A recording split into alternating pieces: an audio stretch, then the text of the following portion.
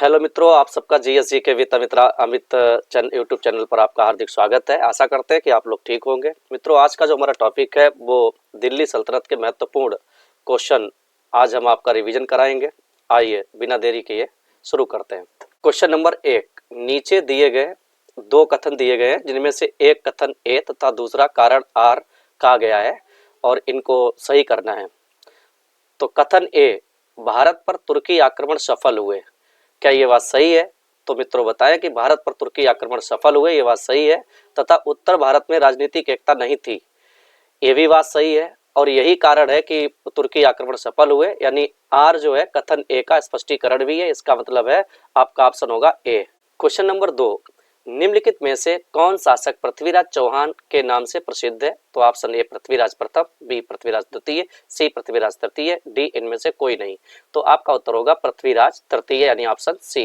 Question number 3, Mahmud Ghaznavi के साथ भारत आने वाले मुस्लिम विद्वान का नाम क्या था? Option A Ibn Battuta, option B Al Biruni, option C Amir Khusro, option D फरिश्ता।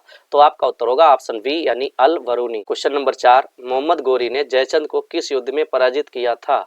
तो ऑप्शन ए तराइन का युद्ध 1191, बी तराइन का युद्ध 1192, सी चंदावर का युद्ध 1194 या डी कन्नौज का युद्ध 1194। तो आपका उत्तर होगा ऑप्शन सी चंदावर का युद्ध यानी 1194। मित्रों आपको बता दें कि चंदावर जो है ये इटावा के निकट एक स्थान है, वहां पर 1194 में मोहम्मद गोरी और जयचंद के बीच युद्ध हुआ जिसमें जयचंद पराजित हुआ और मोहम्मद गोरी जीत गया। नेक्स्ट यानी क्वेश्चन नंबर 5, सिंध पर विजय प्राप्त करने वाले अरब सेना के सेनापति का नाम क्या था? तो ऑप्शन ए अल हजाज या ऑप्शन बी कुतुबुद्दीन ऐबक या ऑप्शन सी अलाउद्दीन खिलजी या ऑप्शन डी मोहम्मद बिन कासिम। तो मित्रों आपको बता दें सिंध के राजा दाहिर को मोहम्मद बिन कासिम द्वारा पराजित किया गया था 712 ईस्वी में। तो ये ऑप्शन डी यानी डी। नेक्स्ट, तराइन की दूसरी लड़ाई में पृथ्वीराज को किसने पराजित किया था? Option A Mahmud Ghaznavi, option B Qutubuddin Aibak, option C Mohammad Ghori, option D Alauddin Khilji. तो आपको बता दें तराइन की दूसरी लड़ाई 1192 में मोहम्मद गोरी और पृथ्वीराज चौहान के बीच हुई जिसमें पृथ्वीराज चौहान पराजित हुए और मोहम्मद गोरी जीत गया, यानी option C. Option C. Question number 7, Prithviraj Chauhan को मोहम्मद गोरी ने किस युद्ध में हराया था? तो ऑप्शन ए तराइन का 1191 में युद्ध, तराइन का 1192 ईस्वी में युद्ध या ऑप्शन सी चंदावर 1193 युद्ध या ऑप्शन डी रणथंभौर 1195 युद्ध। तो मित्रों आपको बता दें इसका उत्तर ऑप्शन बी होगा क्योंकि 1192 में पृथ्वीराज चौहान और मोहम्मद गोरी का युद्ध हुआ था और इसमें पृथ्वीराज चौहान को मोहम्मद गोरी ने पराजित किया था। तो ऑप्शन बी। क्वेश्चन नंबर 8, किस लड़ाई ने मोहम्मद गोरी के लिए दिल्ली क्षेत्र खोल दिया? तो ऑप्शन ए तराइन की पहली लड़ाई, ऑप्शन बी तराइन की दूसरी लड़ाई, ऑप्शन सी खानवा की लड़ाई या ऑप्शन डी पानीपत की लड़ाई। तो मित्रों आपको बता दें कि ऑप्शन बी तराइन की दूसरी लड़ाई जो कि 1192 में हुई, पृथ्वीराज चौहान को पराजित किया और दिल्ली क्षेत्र को मोहम्मद गोरी के लिए पूर्णतया खोल दिया इस युद्ध ने। Option B. Question number 9, Tarain का द्वितीय युद्ध खालिस्तान के बीच लड़ा गया। तो तराइन का द्वितीय युद्ध जो था ये मोहम्मद गोरी और पृथ्वीराज चौहान के बीच लड़ा गया, यानी ऑप्शन डी। क्वेश्चन नंबर 10, निम्नलिखित में से किस राजपूत राजा ने मोहम्मद गोरी को पहली बार हराया था? तो ऑप्शन ए पृथ्वीराज तृतीय, option B Baghel Bhim, option C Jaichand और ऑप्शन डी कुमारपाल। तो आपको बता दें कि इसका उत्तर होगा ऑप्शन बी बघेल भीम द्वारा मोहम्मद गोरी को पहली बार पराजित किया गया था, यानी ऑप्शन बी। क्वेश्चन नंबर 11, निम्नलिखित कथनों पर विचार कीजिए। कथन ए, दिल्ली सल्तनत के राजस्व प्रशासन में राजस्व वसूली के प्रभारी को आमिल कहा जाता था, क्या यह बात सही है? तो आपका उत्तर होगा ये सही है। कथन 2, दिल्ली के सुल्तानों की एकता प्रणाली एक प्राचीन देशी संस्था थी, तो ये बात गलत है, प्राचीन देशी संस्था नहीं थी। मीर बख्शी का पद दिल्ली के खिलजी सुल्तानों के शासनकाल में अस्तित्व में आया, उपरोक्त में से कौन से कथन सही है? तो इसमें ऑप्शन आपका केवल ए यानी एक। क्वेश्चन नंबर 12, मध्यकालीन भारत के इतिहास के संदर्भ में शब्द अरघट्टा किसे निरूपित करता है? ऑप्शन ए बंधुआ मजदूरी या ऑप्शन बी सैन्य अधिकारियों को दिए गए भूमि अनुदान या ऑप्शन सी भूमि की सिंचाई के लिए प्रयुक्त जल चक्र वाटर व्हील या फिर ऑप्शन डी कृषि भूमि में बदली गई बंजर भूमि। तो आपका उत्तर होगा ऑप्शन सी यानी भूमि की सिंचाई के लिए प्रयुक्त जल चक्र। क्वेश्चन नंबर 13, निम्नलिखित कथनों में से कौन सही सुमेलित नहीं है? तो ऑप्शन ए अदीना मस्जिद मांडू, या लाल दरवाजा जौनपुर, या दाखिल दरवाजा गौड़, या तीन दरवाजा अहमदाबाद। तो आपको बता दें अदीना मस्जिद मांडू में नहीं है, जबकि ये अदीना मस्जिद पश्चिम बंगाल में है। बाकी लाल दरवाजा जो है आपका जौनपुर में है, दाखिल दरवाजा गौड़ में है, और तीन दरवाजा अहमदाबाद में है। तो यहाँ पे आपका उत्तर होगा option A.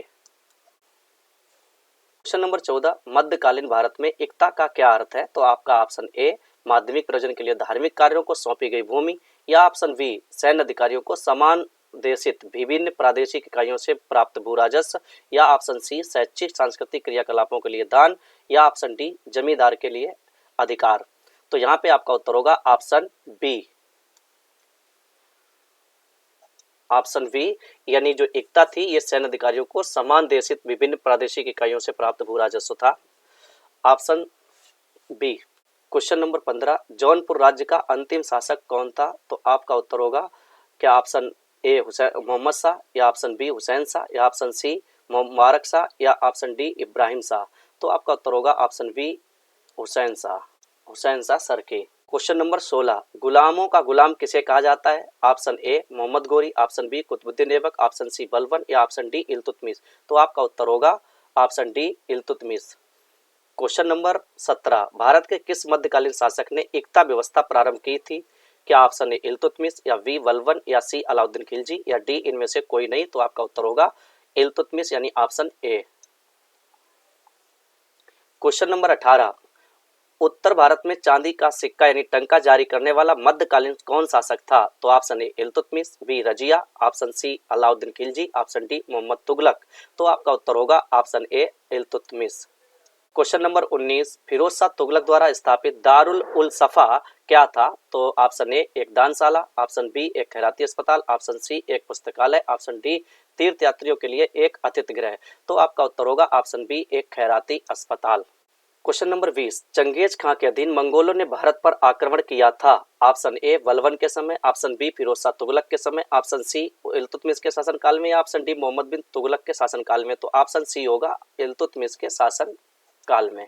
Question number 21, Alauddin Khilji के आक्रमण के समय देवगिरी का शासक कौन था? ऑप्शन ए रामचंद्र देव, या ऑप्शन बी प्रताप रुद्र देव, या ऑप्शन सी मलिक काफूर, या ऑप्शन डी राणा रतन सिंह। तो आपका उत्तर होगा option A Ramchandra Dev. Question number 22, Moor देश का यात्री इब्न बतूता किसके शासन काल में भारत आया था? तो option A Mohammad bin Tughlaq, option B Babur, option C Akbar, option D Mahmud Ghaznavi. तो आपका उत्तर होगा Mohammad bin Tughlaq, option A. Question number 23, सूची 1 को सूची 2 के साथ सुमेलित करो, या नीचे दिए गए कूट से सही उत्तर का चयन करो। तो दीवाने ऑप्शन ए दीवाने अर्ज, तो दीवाने अर्ज का संबंध जो है ऑप्शन यानी 4 यानी सेना विभाग से संबंधित है, जबकि दीवाने रिसालत का संबंध धार्मिक मुद्दों से संबंधित है। दीवाने इंसा का संबंध सरकारी पत्र व्यवहार से संबंधित है, जबकि दीवाने वजारत का संबंध वित्तीय मामलात से है, यानी ऑप्शन डी। क्वेश्चन नंबर 24, किसके सिक्कों पर बगदाद के अंतिम खलीफा का नाम सर्वप्रथम अंकित हुआ? तो आपका उत्तर होगा क्या कुतुबुद्दीन ऐबक, या इल्तुतमिश, या अलाउद्दीन खिलजी, या अलाउद्दीन मसूद शाह। तो आपका उत्तर होगा ऑप्शन डी अलाउद्दीन मसूद शाह। यानी अगर आपसे पूछा जाए किसके सिक्कों पर बगदाद के अंतिम खलीफा का नाम सर्वप्रथम अंकित हुआ, तो आपका उत्तर होगा option D Alauddin Masud Shah. Question number 25, 13वीं और 14वीं सदी में भारतीय किसान खेती नहीं करते थे? तो ऑप्शन ए गेहूं की, ऑप्शन बी जौ की, ऑप्शन सी चावल की, ऑप्शन डी मक्का की। तो आपका उत्तर हो जाएगा ऑप्शन डी मक्का। क्वेश्चन नंबर 26, दिल्ली के किस सुल्तान ने ब्राह्मणों पर जजिया कर लगाया था? Option A Balban, option B Firoz Shah Tughlaq, option C Alauddin Khilji, option D Mohammad bin Tughlaq. तो आपका उत्तर हो जाएगा फिरोज शाह तुगलक। तो फिरोज शाह तुगलक ने ब्राह्मणों पर जजिया कर लगाया था, ऑप्शन बी। क्वेश्चन नंबर 27, 1303 ईस्वी में काकतीय शासकों की सेना ने निम्न में से किसकी सेना को वारंगल में परास्त किया था? Option A Iltutmish, option B Balban, option C Alauddin Khilji, option D Mohammad bin Tughlaq. तो आपका उत्तर होगा अलाउद्दीन खिलजी यानी ऑप्शन सी। क्वेश्चन नंबर 28, कथन ए मोहम्मद बिन तुगलक की प्रतीक मुद्रा असफल सिद्ध हुई, क्या ये बात सही है? तो ये बात सही है। कारण मोहम्मद बिन तुगलक का मुद्रा निर्गमन पर उचित नियंत्रण नहीं था। तो मित्रों आपको बता दें, मोहम्मद बिन तुगलक के द्वारा चलाई गई मुद्रा योजना असफल रही थी, क्योंकि उसकी चलाई हुई मुद्रा पर उसका खुद का नियंत्रण नहीं था। अर्थात ऑप्शन ए, यानी ए और बी दोनों सही हैं। आर जो है उसकी व्याख्या भी कर रहा है, यानी option A. Question number 29, Alauddin Khilji की बाजार नीति के बारे में निम्नलिखित कथनों पर विचार कीजिए। ऑप्शन ए, दुकानदारों और कीमतों की सख्ती से नियंत्रित करने के लिए उसने बाजार को सहना नामक उच्च अधिकारी का नियंत्रण में रखा। तो ये बात सही है, सहना नामक उच्च अधिकारी का नियंत्रण रहा। और सस्ते खाद्यान्न की नियमित पूर्ति सुनिश्चित करने के लिए उसने आदेश दिया कि द्वाब क्षेत्र से भू राजस्व का सीधा भुगतान राज्य को किया जाए। यानी दोनों कथन सही हैं, यानी ऑप्शन सी 1 और 2।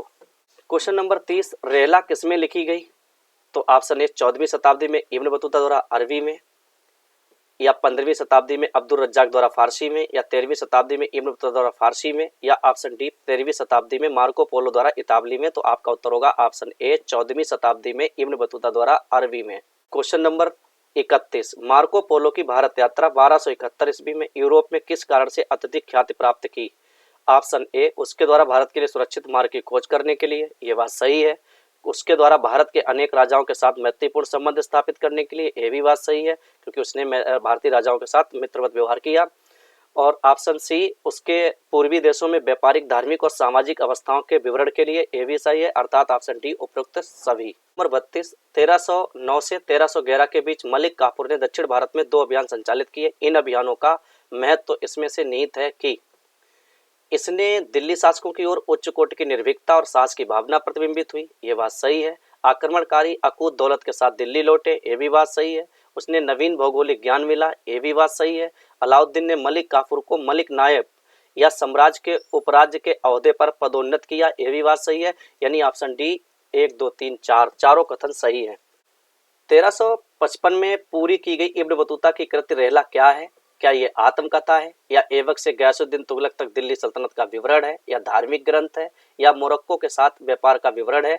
तो आपका उत्तर होगा ऑप्शन ए, आत्मकथा। नंबर 34, निम्नलिखित में से कौन सा एक बहमनी राज्य के महमूद गवा द्वारा किया गया सुधार उपाय नहीं है? राज्य 8 प्रांतों या तरफों में बटा हुआ था, तो ये बात सही है। अभिजात को वेतन दिया जाता था तथा घोड़ों की सैन्य टुकड़ी रखने को कहा जाता था, ये बात गलत है। तो ऑप्शन बी ठीक है। भूमि का एक भूभाग खालसा तरफदारों के खर्चों के लिए रखा गया था, ये बात सही है। भूमि को मापा गया था तथा उस आधार पर भूमि कर तय किया गया था, यानी जैसी भूमि होती थी उसी आधार पर टैक्स लग पड़ता था, तो ये बात सही है। क्वेश्चन नंबर 35, निम्नलिखित में से किस कारण से मोहम्मद बिन तुगलक का प्रतीक मुद्रा प्रचलन में लाने का प्रयोग सफल नहीं हो सका? ऑप्शन ए, विदेशी व्यापारियों द्वारा प्रतीक सिक्कों का बहिष्कार। ऑप्शन बी, प्रतीक सिक्के डालने हेतु तांबे की कमी। ऑप्शन सी, जाली सिक्कों की बृहद पैमाने में ढलाई, या ऑप्शन डी, प्रतीक मुद्रा की निकृष्ट गुणवत्ता। तो आपका उत्तर होगा ऑप्शन ए, विदेशी व्यापारियों द्वारा प्रतीक सिक्कों का बहिष्कार। क्वेश्चन नंबर 36, दिल्ली में सुल्तान का शासन कब प्रारंभ हुआ? 1106, 1206, या 1306, या 1406? तो आपका उत्तर होगा ऑप्शन बी, 1206 ईस्वी। निम्नलिखित कथनों में से किसने दिल्ली सल्तनत पर राज नहीं किया? तो आपको एक ट्रिक होती है, गुल खिले फसले में। तो गुलाम वंश ने किया, सैयद वंश ने किया, खिलजी वंश ने किया, लेकिन गौरी वंश ने नहीं किया। Option D. Question number 38, Ajmer में 2.5 दिन का झोपड़ा किसने बनवाया? क्या कुतुबुद्दीन ऐबक ने, या अलाउद्दीन खिलजी ने, या बलबन ने, या मोहम्मद बिन तुगलक ने? तो आपका उत्तर होगा कुतुबुद्दीन ऐबक। क्वेश्चन नंबर 39, निम्नलिखित को काल क्रमानुसार रखें। ऑप्शन में दे रखे हैं तुगलक, लोधी, सैयद, इलवरी, खिलजी। तो मित्रों आपको बता दें, सबसे पहले इलवरी वंश आया, फिर इसके बाद यानी खिलजी वंश, फिर इसके बाद तुगलक वंश, सैयद वंश, लोधी, यानी 4, 5, 1, 3, 2, यानी ऑप्शन डी। क्वेश्चन नंबर 40, किस शताब्दी में दिल्ली का कुतुब मीनार बनाया गया? तो ऑप्शन उत्तर होगा ऑप्शन ए, 12वीं शताब्दी, 13वीं शताब्दी, 14वीं शताब्दी, या 15वीं शताब्दी? तो आपका उत्तर होगा 13वीं शताब्दी। क्वेश्चन नंबर 41, कुतुब मीनार किस प्रसिद्ध शासक ने पूरा किया था? Option A, Qutubuddin Aibak, B, Iltutmish, C, Firoz Shah Tughlaq, D, Alauddin Khilji. तो आपका उत्तर होगा option B, Iltutmish. Question number 42, Delhi के सुल्तान का पद संभालने से पहले बलबन किस सुल्तान का प्रधानमंत्री था?